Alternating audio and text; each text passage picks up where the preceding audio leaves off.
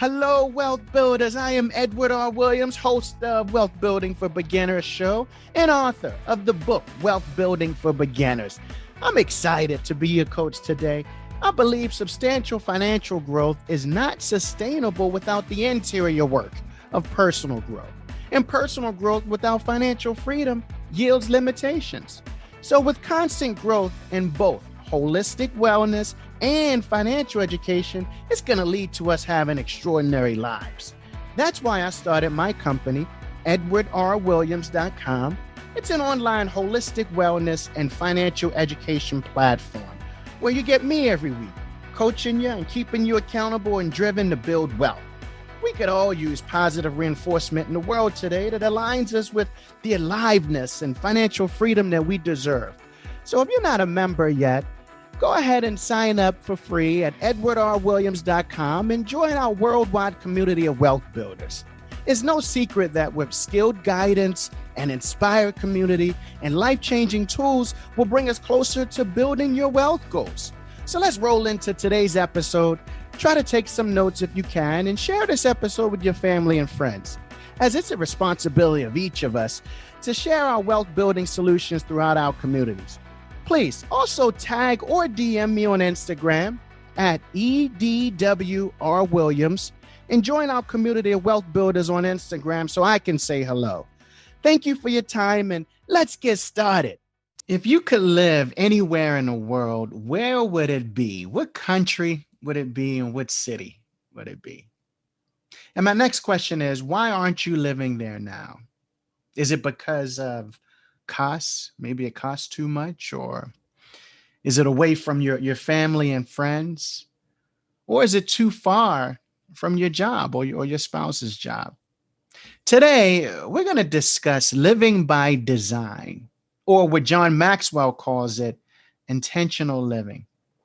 Remember when you're a child, we were kids and we had this childlike enthusiasm about life, and fear just never even entered our mind.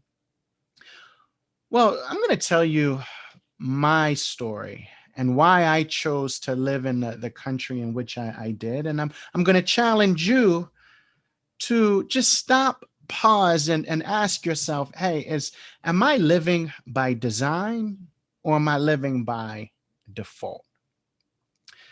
Now, I just returned from Italy last night. Still a little bit jet lagged, but that's okay. And my family and I had such an amazing time there. I mean, we ate like kings and queens. I mean, I'm talking like handmade pasta and bistecca and all the fresh seafood and wine and pizza and just tremendous. And saw all just beautiful sights. I mean, wonderful overlooks and the hills and the valleys. And I remember being on top of a inactive volcano and just overlooking the entire region. We hung out with friends and local squares and engaged in just great conversation.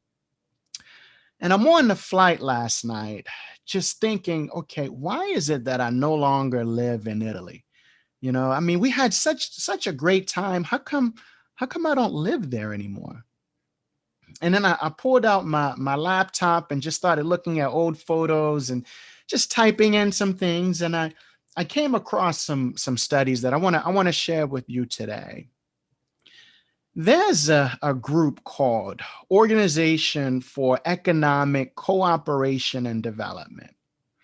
And they organize this, what they call a Better Life Index. It's simply an organization that builds better policies to improve lives.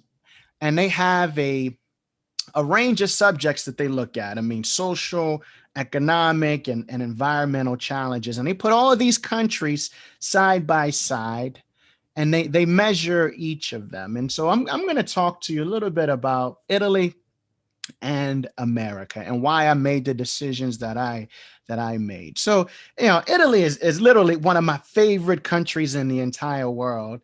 But then when I'm challenging myself and ask myself why I no longer live there, I look at this index and Italy, they rank very favorably in these areas: work-life balance, civic engagement, social connection, and health status.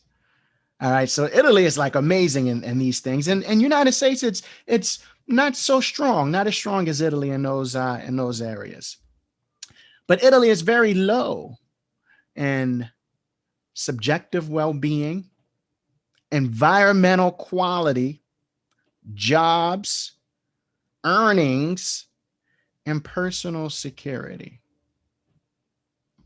Now, just let that sink in a little bit, because I know money, while it can't buy happiness, it's very important in achieving a higher living standard.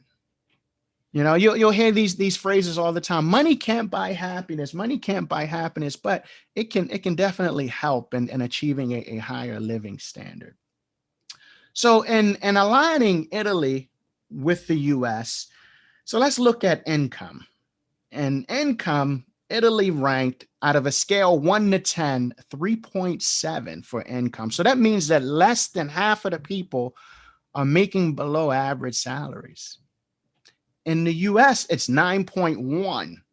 So if you're in the US, I mean, this is the land of opportunity. If you're not making money here, then you're probably doing something wrong. All right.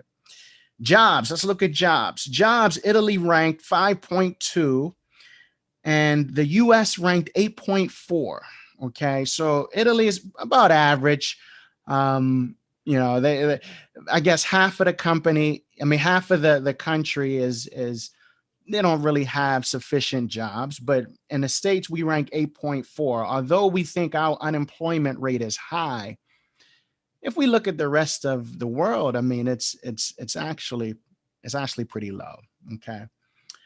Safety. Now, this is interesting. So Italy ranked 7.0 in safety, and the US a little bit higher. I remember being on top of this volcano, inactive again, and there was no guardrails, right? No guardrails. So I'm up there with my family, and we're looking at the bottom and seeing the valley. And if you just take one false step, I mean, you're going down the volcano. Unbelievable.